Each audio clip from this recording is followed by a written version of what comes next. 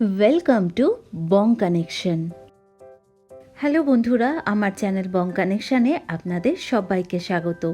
কিছু কারণবশত অনেক দিন ভিডিও নিয়ে আসতে পারিনি, তাই নতুন বছরের শুরুতেই আপনাদের জন্য নিয়ে এসেছি খুব ভালো একটি রেসিপি। আজকে আমি আপনাদের করে দেখাবো হায়দ্রাবাদি চিকেন কারির একটি খুব সহজ রেসিপি, যা আপনারা কিছু ঘরোয়া উপকরণ দিয়েই তৈরি করে নিতে পারেন।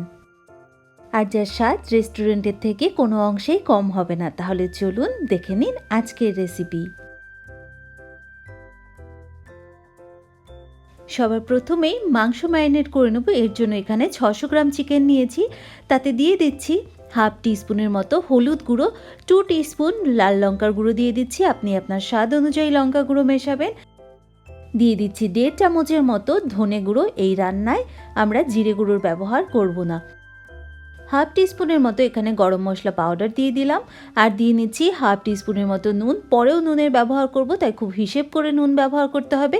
দিয়ে দিলাম আদা রসুনের পেস্ট 2 চামচ। আর দিয়ে দেব আধা কাপের মতো এখানে দই। দইটা আমি ভালো করে আগেই ফেটিয়ে নিয়েছি। 2 চামচের মতো দিয়ে দিচ্ছি ধনে পাতা কুচি, একটু বেশি করেই দিচ্ছি। আর দিচ্ছি পুদিনা পাতা। পুদিনা পাতা বড় চামচের 1 চামচের মতো দিয়ে দিলাম। সঙ্গে দিলাম 1 চামচ তেল। ম্যারিনেশনের সময় তেল ব্যবহার করলে মাংসটা একদম রুক্ষ হয়ে যাবে না, খুব সফট হবে। এবার সব কিছু আমি হাত দিয়ে ভালো করে মিশিয়ে নেব। এখানে আপনি চামচ দিয়েও মিশিয়ে নিতে পারেন, কিন্তু হাত দিয়ে খুব ভালো করে মিশিয়ে নিলে মাংসের ভেতর পর্যন্ত মশলা ভালো করে যায় আর ম্যারিনেশনটাও খুব ভালো হয়। আপনারা আমার এই চ্যানেলে কী ধরনের ভিডিও দেখতে চান আমায় কমেন্টের মাধ্যমে অবশ্যই জানাবেন, তাহলে আমি চেষ্টা করব আপনাদের পছন্দ অনুযায়ী ভিডিও নিয়ে আসার। মাংসটা মেখে নেওয়ার পরে এবার আমি একটা ক্লিন ফিল্ম পেপার দিয়ে এটাকে র্যাপ করে নিচ্ছি। আপনারা খুব সহজ পদ্ধতিতে এখানে একটা প্লেট দিয়ে এটাকে ভালো করে ঢাকা চাপা দিয়ে রেখে দিতে পারেন কমসে কম 1 থেকে 1.5 ঘন্টার জন্যে। 1.5 ঘন্টা পর এবার রান্নাটা শুরু করার জন্য প্যানে দিয়ে দিচ্ছি বড় চামচের 2 চামচ তেল, মানে 2 টেবিল স্পুন তেল দিচ্ছি। সাদা তেলে ব্যবহার করেছি এবং তেল ভালো করে গরম করে নিয়ে মাংসের পিসগুলো তেলের মধ্যে দিয়ে দিচ্ছি। এই সময় গ্যাসের ফ্লেমটাকে আমরা মিডিয়াম থেকে হাইতে রাখবো। ম্যারিনেশনের বাকি মশলাটাও আমি তেলের মধ্যেই দিয়ে দেব এবং খুব ভালো করে মিশিয়ে নেব।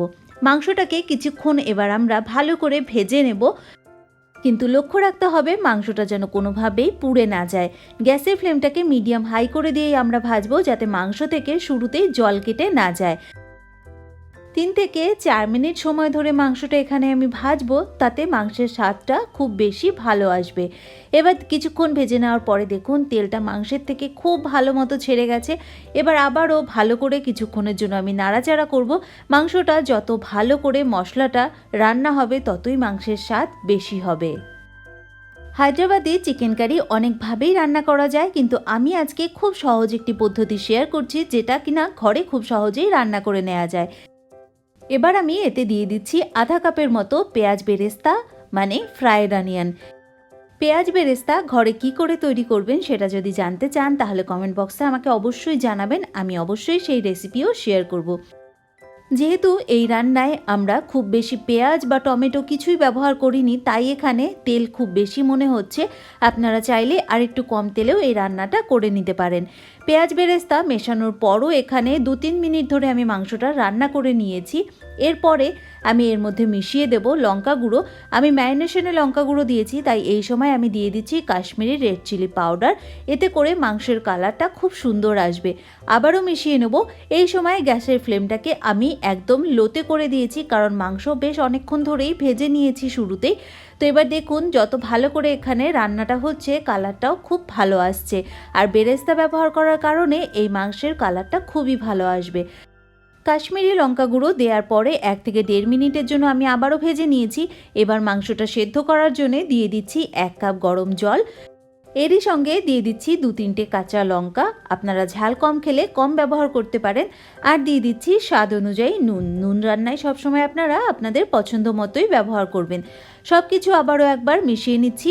রান্নায় সবসময় গরম জল ব্যবহার করার চেষ্টা করবেন, এতে করে রান্নার স্বাদ খুব ভালো হয়। এবার আমি একে ঢাকা চাপা দিয়ে 7 থেকে 8 মিনিটের জন্য রান্না করব, যাতে মাংসটা খুব ভালো করে সেদ্ধ হয়ে যায়।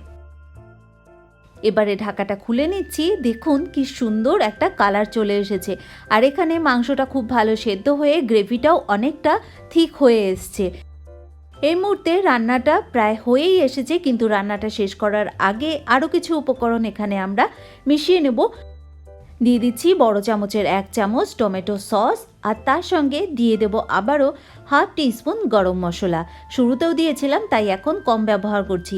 খুব ভালো করে মিশিয়ে নেব। টমেটো সস ব্যবহার করার জন্য এই রান্নায় খুব ভালো একটা ফ্লেভার আসবে। তো আবারও সব কিছু খুব ভালো করে মিশিয়ে নিলাম, আর তৈরি হয়ে গেল এখানে হায়দ্রাবাদি চিকেন কারির রেসিপি। তো এবার গ্যাসের ফ্লেমটাকে বন্ধ করে দিয়ে এই রান্নাটাকে আমরা সার্ভ করে নেব। ফ্রাইড রাইস, পোলাও, রুটি, পরোটা, নান যে কোনো কিছুর সাথেই আপনি এই চিকেন কারি খেতে পারেন। তাহলে আজকের এই রেসিপি ভালো লেগে থাকলে লাইক কমেন্ট করে আমায় অবশ্যই জানাবেন, আর আমার এই চ্যানেলটি সাবস্ক্রাইব করে অবশ্যই আমার সাথে থাকবেন। তাহলে আজ এই পর্যন্তই, দেখা হবে পরের ভিডিওতে। ততক্ষণ ভালো থাকবেন, সুস্থ থাকবেন।